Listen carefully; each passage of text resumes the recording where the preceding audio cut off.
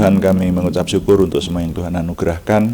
Tuhan memberikan anugerah keselamatan kepada kami, bahkan lebih dari itu Tuhan memberikan kepada kami menjadi ahli waris Bapak Abraham, menjadi anak-anak Tuhan oleh karena karya Tuhan Yesus Kristus yang menjadi penebus kami. Kami murid-murid Tuhan memuliakan Tuhan dan ingin terus menyembah Tuhan. Terima kasih. Malam hari ini Tuhan tetap mengumpulkan kami, menyatukan hati untuk merenungkan firman Tuhan dan juga melayani Tuhan dengan doa. Urapi kami semua, sehingga Tuhan semakin dimuliakan, kami semua semakin diberkati. Terima kasih Bapa di surga, dalam nama Tuhan Yesus Kristus kami berdoa. Haleluya. Amin. Selamat malam kepada Bapak Ibu Saudara yang sudah bersekutu bersama kita di sini. Malam hari ini kita menyelenggarakan doa malam, bersama-sama kita menyatukan hati ya, untuk merenungkan firman Tuhan, mencari rahasia-rahasia ilahi yang Tuhan berikan kepada kita untuk membawa kita kepada hidup yang lebih baik. Dan juga nanti kita melayani Tuhan dengan doa. Nah, di doa malam kita sudah merenungkan mulai kitab Amsal pasal yang pertama. Dan sebetulnya yang doa malam ini saudara, tidak harus dari kitab Amsal. Saya juga ingin menjawab pertanyaan saudara. Jadi kalau saudara ada yang memiliki pertanyaan mengenai hal-hal kerohanian, sepanjang saya bisa menjawab, saya akan mencoba menjawabnya. Ya, seperti kemarin dulu ada pertanyaan dari salah satu peserta doa malam kita, dan saya menjawabnya menjadi satu judul dalam doa malam, salah satu doa malam. Saya menanti saudara ya, saya lebih senang kalau ada pertanyaan dan saya bisa menjawab. Sehingga tidak harus mengurutkan kitab Amsal ya. Jadi pertanyaan mengenai hal-hal kerohanian saudara ya. Tidak harus dari kitab suci, tapi pertanyaan itu bisa juga misalnya berupa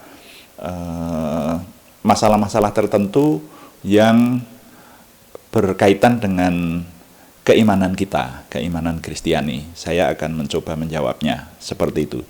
Nah baik, tapi kali ini kita melanjutkan kitab Amsal. Kemarin sampai di pasal 14. Kemarin kita renungkan ayat yang ketiga, sekarang kita baca ayat yang keempat. Amsal pasal 14. Amsal pasal 14 ayat yang keempat.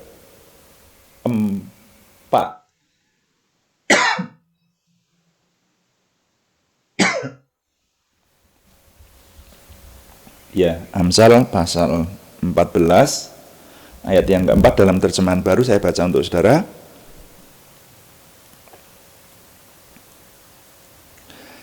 Kalau tidak ada lembu, juga tidak ada gandum. Tetapi dengan kekuatan sapi, banyaklah hasil. Nah, mari kita renungkan ini berbicara masalah apa, saudara, dan apa kaitannya dengan kita yang hidup pada zaman sekarang. Saudara, di sini dikatakan kalau tidak ada lembu, juga tidak ada gandum, tetapi dengan kekuatan sapi, banyaklah hasil.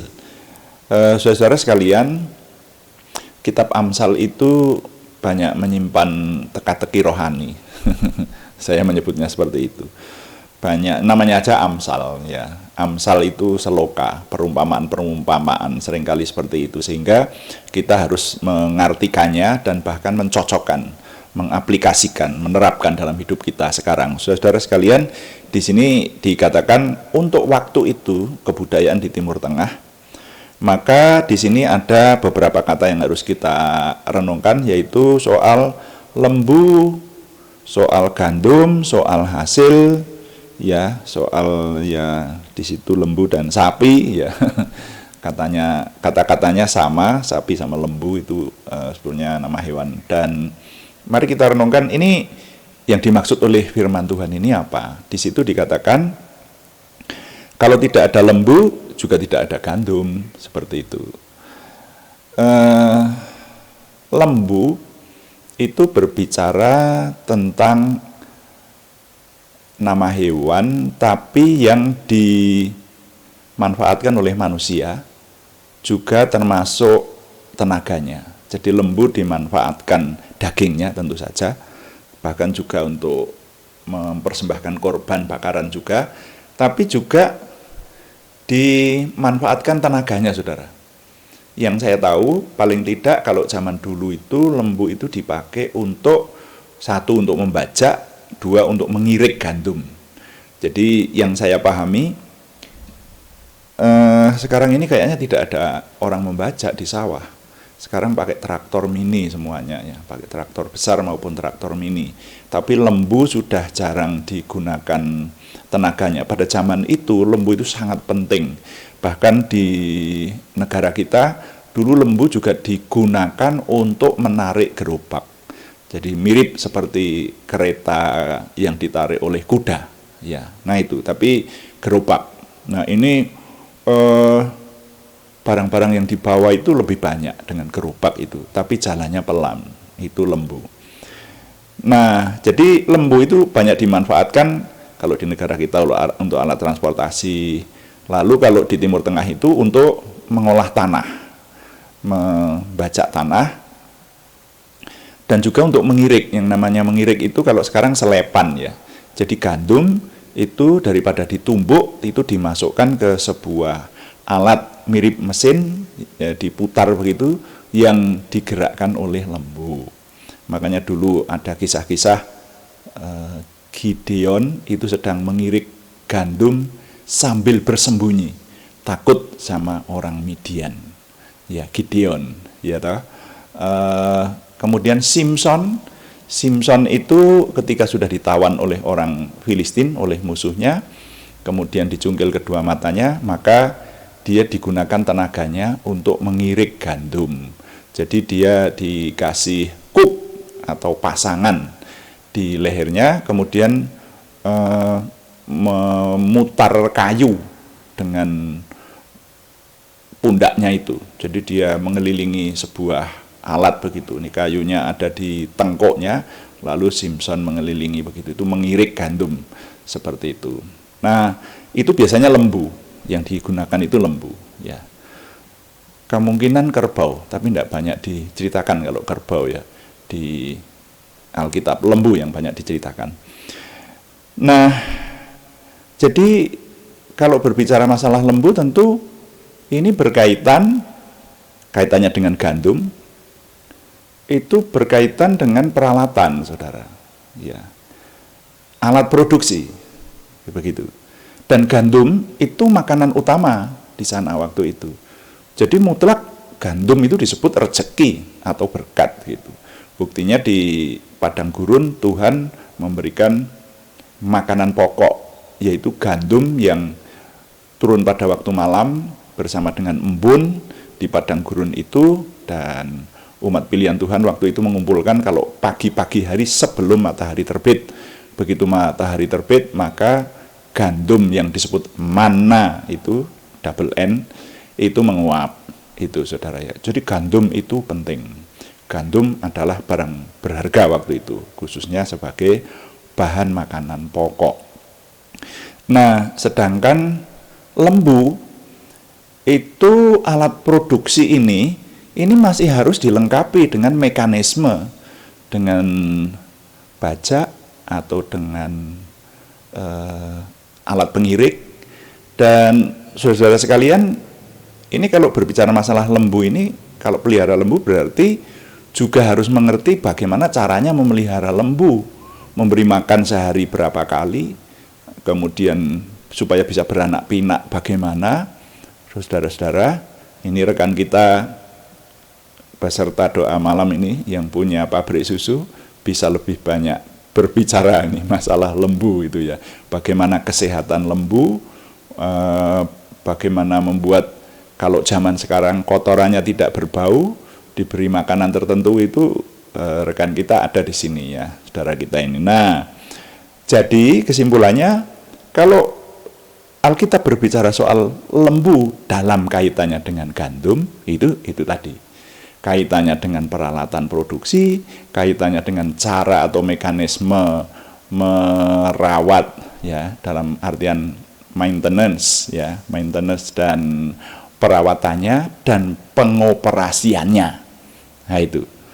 Nah, lalu ayat yang di bawahnya, tetapi dengan kekuatan sapi banyaklah hasil.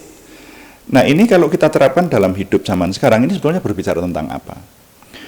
Berbicara tentang usaha, berbicara tentang memproduksi sesuatu, berbicara tentang perusahaan. Makanya kemarin saya katakan bahwa kitab Amsal itu sebetulnya kalau direnungkan itu sangat menyangkut hal-hal yang berhubungan dengan kehidupan, hal-hal yang berhubungan dengan banyak faktor, banyak segi dari kehidupan kita, saudara-saudara. Nah, sehingga tinggal bagaimana kita merenungkannya. Kalau kita tidak merenungkan sampai sedemikian, kita tidak akan tahu, saudara, bahwa bahwa ini ayat ini berhubungan dengan produsen, kan begitu, ya. Juga menerapkannya pada hidup zaman sekarang. Tapi kalau kita merenungkannya dengan sungguh-sungguh, maka sebetulnya firman Tuhan itu membukakan rahasia-rahasia besar yang pada akhirnya banyak orang-orang yang usahanya berhasil karena bisa mengartikan firman Tuhan ini. Lu bener loh saudara-saudara sekalian. Ada pengusaha-pengusaha besar yang ternyata rahasia keberhasilannya sehingga menjadi pengusaha besar itu ternyata diambil dari Alkitab, saudara ya. Nanti lain kali bisa membicarakan bagian-bagian yang lain yang menyangkut tentang usaha ini misalnya. Tapi kitab Amsal bukan hanya berbicara tentang usaha. Ada waktunya berbicara soal cinta, soal asmara, soal kekeluargaan, soal kekuasaan, soal manajemen, soal pemerintahan, ya toh. Nah, untuk ini soal usaha. Sekarang mari kita terapkan dalam hidup kita sekarang. Saudara, kalau menurut saya, kita itu kalau mengamati orang-orang yang secara materi itu berkecukupan, itu salah satunya, kalau kita mengamati loh ya, itu adalah pengusaha. Betul. Jadi yang memproduksi sesuatu atau berdagang sesuatu, gitu, pengusaha. Saya belajar dari teman-teman. Ada dulu saya punya teman yang menjadi peternak lele. Peternak lele, saudara. Sudah punya kolam banyak dan peternakan lelenya itu cukup luas. Dia juga punya peternakan babi. Sehingga untuk memberi makan lelenya itu kalau ada babi-babi kecil yang mati, kemudian direbus dan ditebarkan untuk makanan lele. Jadi sebetulnya sudah ada koordinasi yang baik dengan usaha yang lain. Tapi ketika ketemu saya ini di kota lain, saudara, tidak di sini, tidak di kota-kota saya ini. Ketika saya ketemu, saya tanya lagi, gimana usaha lelenya? Dia menjawabnya itu enteng banget. Jalan sih Pak, sebetulnya juga menghasilkan, tapi saya fokus kepada usaha lain yang bisa menghasilkan lebih banyak, gitu. Pertimbangannya gimana? Saya katakan begitu. Nah ini yang tidak dipunyai seorang, tidak dipunyai semua orang, maksud saya. Dia bilang begini, saya itu mengamati toh Pak, ini junior saya, saudara sebetulnya. Tidak ada peternak lele itu yang bisa kaya raya. Loh, gitu ya? Iya. Jadi peternakan lele saya itu menghasilkan sebetulnya. Tapi tidak ada pengusaha peternakan lele yang bisa kaya raya. Nah, saya belajar aja usaha-usaha yang bisa membuat sukses lebih besar. Loh, gitu. Makanya, saudara, kita ini yang tidak punya pikiran wirausaha, tidak memikirkan sampai ke situ. Padahal firman Tuhan berbicara. Kalau kita mau melakukan sesuatu usaha tertentu, itu diperlukan, ini berbicara apa ini? Berbicara alat. Kalau kita mau mengusahakan sesuatu harus punya alatnya. Dan harus menguasai mekanisme dari pemeliharaan dan pengoperasian alat itu. Kan begitu. Nah, lalu yang berikutnya juga berani menanggung biayanya atau berkorban untuk produksi itu. Nah, kalau pelihara lembu kan berarti harus mencarikan rumput. Kalau tidak mencari sendiri, kalau lembunya semakin banyak, ya beli. seperti itu. Seperti rekan kita yang punya pabrik susu, makanannya banyak beli saudara. Nah itu, jadi ada biaya yang harus dikeluarkan, ada pengorbanan. Ini yang kita sebetulnya kalau mau menerapkan dalam hidup kita, saudara, walaupun bukan pengusaha, tapi firman ini berbicara bahwa kalau kita mau berhasil, itu kita harus memikirkan apa yang kita kerjakan itu fokus di situ, dan juga melengkapi dengan peralatan-peralatan yang diperlukan, menguasai mekanismenya, dan total menggunakan semuanya itu untuk menciptakan produksi yang bermutu dan banyak, kan begitu. Gandum itu berbicara masalah hasil produksi. Nah, sekarang tinggal kita mau berusaha di mana dan dalam bidang apa. Semua usaha mesti kecenderungannya semacam itu. Perlu alat, perlu mekanisme peralatan yang perlu dikuasai, dan perlu membayar harganya, perlu membiayai. Seperti itu, saudara ya. Nah, makanya mari kita terapkan. Saya mengumpamakan saja. Dalam soal saya ingin melayani Tuhan. Dan kemarin saya merenungkan bahwa pelayanan kepada Tuhan itu untuk zaman sekarang ini tidak bisa hanya on-site saja. On-site yang nomor 1. Iya dong. Ya, yang ada di darat itu saya nomor 1 kan dong. Seperti itu. Tapi sekarang ini kalau mau memperluas pelayanan kita, dan bahkan juga untuk menambah kenyamanan dari saudara, teman-teman kita di seputaran saya yang saya layani secara darat, secara online di penggembalaan saya, harus memikirkan soal online. Nah, untuk online itu butuh biaya yang tidak sedikit, saudara. Harus beli komputer, beli mixer, beli kamera, beli alat musik, beli laptop, beli HP, loh. Bahkan kabel-kabel yang sekarang ada itu saya mencari yang sebaik mungkin saya bisa beli gitu loh. Saudara, hanya kabel yang untuk menghubungkan antara laptop dengan kamera saja harganya ratusan ribu, saudara. Nah, seperti itu. Kalau yang baik loh ya. Kalau yang sembarangan, yang 10-20 ribu ya ada, tapi mutunya jelek. Nah, tapi saya tidak mau. Nah, ini makanya kita perlu peralatan. Bahkan untuk melayani Tuhan pun kita juga memerlukan peralatan, belum lagi harus menguasai mekanisme yang ada.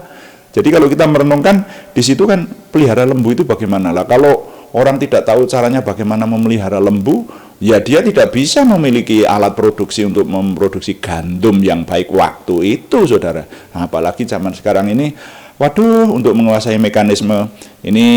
Sebagai contoh, ini saya punya keterbatasan, ternyata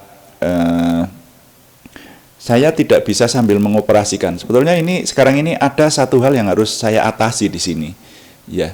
Tetapi saya tidak bisa mengoperasikan kalau tidak dibantu oleh mekanik. Kebetulan mekaniknya sedang tidak bisa mendampingi saya saat ini. Ya, saya biarkan aja sehingga suara saya masuk semua. Kadang-kadang suara saya ingin ada yang tidak masuk, kan seperti itu. Nah, jadi mekanismenya kerumitan ini harus ditangani. Jadi firman Tuhan kali ini berbicara tentang usaha. Mari kita renungkan bahwa Tuhan berbicara kepada kita, kalau boleh saya rumuskan dalam satu kalimat begitu, renungan kita ini, hasilkanlah hasil sebanyak-banyaknya. Miliki peralatan yang dibutuhkan dan kuasai mekanisme yang diperlukan. Seperti itu. Dan semuanya untuk kemuliaan nama Tuhan tentu saja. Ini sore ini khusus berbicara mengenai usaha yang berhubungan dengan produksi. Tuhan dipuji, amin. Mari kita melayani Tuhan dengan doa, dan kita akan berdoa. Sekali lagi hari-hari ini, ya kalau hari ini saya tidak mendengar lagi, puji Tuhan, doa saya sudah tidak tambah lagi lah. Saudara-saudara yang saya kenal tapi ada yang berkata terpapar, ada yang mengeluh karena serumah tiba-tiba meriang semua, apa itu namanya, demam, panas, gitu. Itu bukan hanya 1-2 keluarga ya kemarin gitu, tapi puji Tuhan hari ini sudah ada berita baik, teman-teman sudah ada yang diringankan lah penderitaan dalam hal-hal semacam itu, puji Tuhan. Tapi kita masih tetap harus berdoa karena situasi khusus ancaman pandemi ini dirasakan hari-hari ini. Ya, saya pakai istilah kita harus meningkatkan doa dan kewaspadaan, gitu aja. Saya kalau berbicara mengenai hal-hal yang negatif itu saya hindari. Saya lebih baik kalimatnya diganti sehingga menjadi positif. Kita perlu meningkatkan doa dan kewaspadaan. Begitu, saudara ya. Makanya kalau di rumah, kalau saya ada keluhan sakit, kadang-kadang saya hanya berkata kepada orang rumah, tolong aku tumpangi tangan, aku didoakan, gitu. Orang rumah sudah tahu kalau ini ada keluhan gitu. Tapi saya menghindari kata pusing, waduh sakit, waduh, sebisa mungkin dihindari. Tapi saya berbicara hal-hal yang positif supaya Tuhan tinggal berkata, jadilah seperti yang engkau percaya. Oh, gitu. Itu sekali lagi, kembali semuanya kita kembalikan untuk menghidupi firman Tuhan, untuk kemuliaan nama Tuhan, dan menjadi berkat buat kita semua. Mari kita menaikkan doa syafaat kita, juga termasuk saudara dan keluarga-keluarga yang membutuhkan kesembuhan dan pemulihan jasmaniah dari Tuhan. Kita pujikan apapun yang terjadi di dalam hidupku.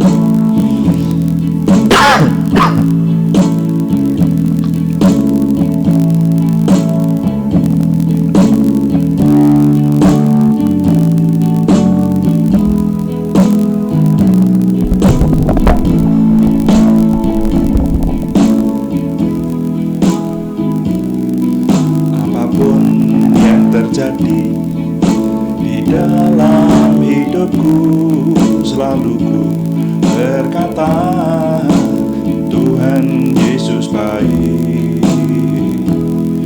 Dalam segala yang terjadi, tetap ku berkata, Tuhan Yesus baik. Ku sembahkan, ku sembahkan, tak dapat ku membalas kasih-Mu. Ku sembahkan, ku sembahkan Bapa. Ku rindu selalu menyenangkan-Mu. Ku rindu selalu menyenangkan-Mu.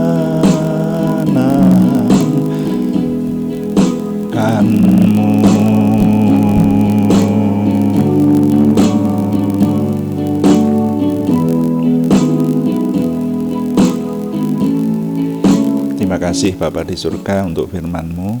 Biarlah waktu yang singkat yang kami gunakan untuk merenungkan firman ini, Tuhan berkati sehingga sungguh kami semakin diperlengkapi dari berbagai segi hidup melalui rahasia-rahasia firman Tuhan ini, sehingga kami hidup semakin maju di hadapan Tuhan. Kami semakin meraih kesempurnaan menuju kepada kesempurnaan Tuhan sendiri. Terima kasih urapi firman-Mu. Kalau anak-Mu ini berhenti dalam menyampaikan renungan firman Tuhan ini, karena keterbatasan yang ada, baik keterbatasan waktu maupun keterbatasan kemampuan, tapi kami mohon Roh Kudus yang tidak terbatas itu terus menolong kami, sehingga firman-Mu semakin berbuah dalam hidup kami, dan kami semakin menikmati kemenangan hidup. Terima kasih Bapa. Sekarang kami berdoa syafaat untuk situasi khusus yang dihadapi oleh dunia ini. Tuhan, kami berdoa khususnya di tengah bangsa dan negara kami hari-hari ini. Pandemi COVID-19 dirasakan melalui berita-berita, kami dapat mengetahui laporan-laporan dari berbagai kota di Indonesia ini ada sedikit peningkatan lagi. Tuhan, kami berseru kepadamu, mohon Tuhan memberikan kami semua dapat mengatasi, baik pemerintahan dalam mengatasi hal ini maupun kami rakyat Indonesia, sehingga Tuhan situasi di sekitar kami dipulihkan oleh pertolongan Tuhan. Terima kasih. Bapak, sekarang kami berdoa untuk saudara kami yang membutuhkan kesembuhan dari Tuhan, yang membutuhkan kesempurnaan pertumbuhan jasmaniah maupun kejiwaan. Kami berseru dalam nama Tuhan Yesus Kristus Yeshua HaMasiah itu, Tuhan yang memberikan kesempurnaan kesembuhan kepada saudara kami Aryati Wirawan, saudara kami Arni Setiawati, saudara kami Elisabeth Rianawati, saudara kami Budi Suswanti, saudara kami Moh Salam, saudara kami Lydia Agustina Kristiani, semuanya di Purwodadi. Kami mengucap syukur anak Mikael Bintang Karisanta sudah pulang dari isolasi di tempat khusus dan sudah sehat, dinyatakan negatif corona, puji Tuhan. Dan sekarang kami juga menyerahkan saudara kami Kristiningsih Joko Widodo, saudara kami anak Happy Kristiawan semuanya di Jogja, saudara kami Indah Rukmati, saudara kami anak Alex Giovanni Wibowo, saudara kami Endang Dwi Ambar Kustiah Surawan, saudara kami Tri Setiawati, saudara kami Widodo Indah Susilowati sekeluarga, semuanya di Salatiga, saudara kami Meti Joyce, saudara kami Bagus Satrio, semuanya di Banjarmasin, saudara kami Edita Karyanto di Ambarawa, saudara kami anak Talita Rahajeng di Pemalang, saudara kami Mika Puspita Rahayu di Surakarta, saudara kami Siti Rondiah di Semarang, saudara kami anak Reinar di Jakarta, putra dari Bapak Artanto, cucu Bapak Slamet Haryono di Wonogiri. Tuhan yang memberikan kesembuhan sesuai dengan limpah rahmat-Mu Tuhan, dan Tuhan menolong dalam nama Tuhan Yesus Kristus kami berseru, bahkan juga untuk keluarga yang mendampingi, semuanya Tuhan berikan kekuatan, ketabahan, kecukupan, bahkan kelimpahan dari Tuhan. Kami juga berdoa untuk saudara-saudara kami yang memiliki pergumulan selain kesembuhan, yaitu saudara kami Sri Purwati di Penawangan, saudara kami Yohana Sri Saptorini di Kediri, saudara kami Tati Kustiati di Ngerubukan, saudara kami Esra Julian di Ambarawa, saudara kami Teguh Purwanto di Jakarta, dan saudara kami keluarga David Pakili di Pangkalan Bun, Kalimantan. Tuhan menjawab doa dari saudara kami ini, Tuhan memberikan jalan keluar, terobosan baru, sehingga pertolongan Tuhan nyata atas kami. Bapak, terima kasih untuk semua yang kami kerjakan.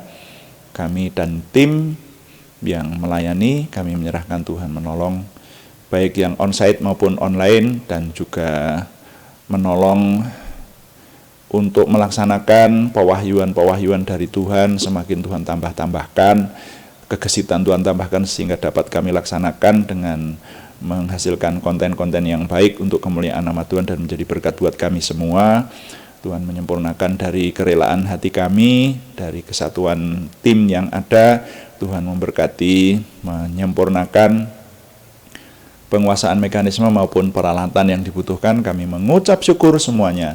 Tuhan terus tolong kami rasakan sampai hari ini, sehingga kami boleh terus semakin sempurna menuju kepada kesempurnaan Tuhan dalam kami menghadapi hidup kami. Kami memiliki percaya diri, memiliki antusiasme dan optimisme, semangat dan bergairah menyambut masa depan kami untuk menang bersama Tuhan. Terima kasih Bapa kami, mohon Tuhan yang menyempurnakan doa kami oleh pertolongan dan pimpinan Roh Kudus, karena semuanya kami persembahkan dengan mantap percaya dalam nama Tuhan Yesus Kristus Juru Selamat kami. Haleluya. Amin.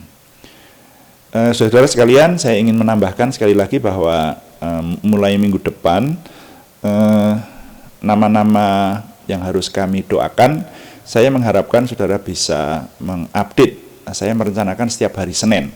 Jadi setiap hari Senin, saudara yang masih nama-nama yang sudah kami doakan ini sudah masuk di daftar kami, yang masih terus ingin didoakan, saudara memberitahu kami. Ya, kalau tidak, maka tidak akan kami doakan lagi, karena kami anggap sudah dijawab oleh Tuhan atau sudah sembuh, seperti itu. Karena saya merasakan ada nama yang terus-menerus kami doakan, tapi kok nggak pernah ada kabarnya ya. Ya, dulu hanya seseorang yang memohonkan, ada yang memohonkan untuk saudaranya misalnya seperti itu. Nah terus kami nggak tahu apa sudah sembuh atau belum, sudah dijawab atau belum. Terus orang yang bersangkutan itu masih mengikuti doa malam ini atau tidak. Lalu yang didoakan itu juga tahu kalau didoakan ini atau tidak. Nah seperti itu, sepertinya untuk efektivitas kami ingin mengupdate setiap minggu. Jadi kalau saya meyakini bahwa saudara sudah tidak perlu didoakan, sudah tidak menghubungi kami lagi, yang akan kami doakan adalah nama-nama yang setiap minggu diupdate untuk terus didoakan. Kita percaya bahwa kekuatan doa itu adalah juga dengan ketekunan, karena firman Tuhan berkata Tuhan menjawab doa yang siang malam didoakan. Seperti itu. Jadi ini kekuatan kita, mari kita gunakan sebaik-baiknya kesempatan ini untuk melayani Tuhan dengan doa. Dan saudara yang masih ingin terus didoakan, jangan khawatir. Saya kalau melihat saudara masih terus masuk di persekutuan doa pagi maupun doa malam, tentu saja namanya akan tetap kami catat seperti itu. Demikian, tetap kami mengharapkan dukungan doa, dukungan subscribe, dukungan like, komen, dan share, bagikan kepada teman-teman lain di seputaran saudara, sehingga semakin banyak yang mendukung, semakin banyak yang diberkati. Selamat malam, Tuhan memberkati. Amin.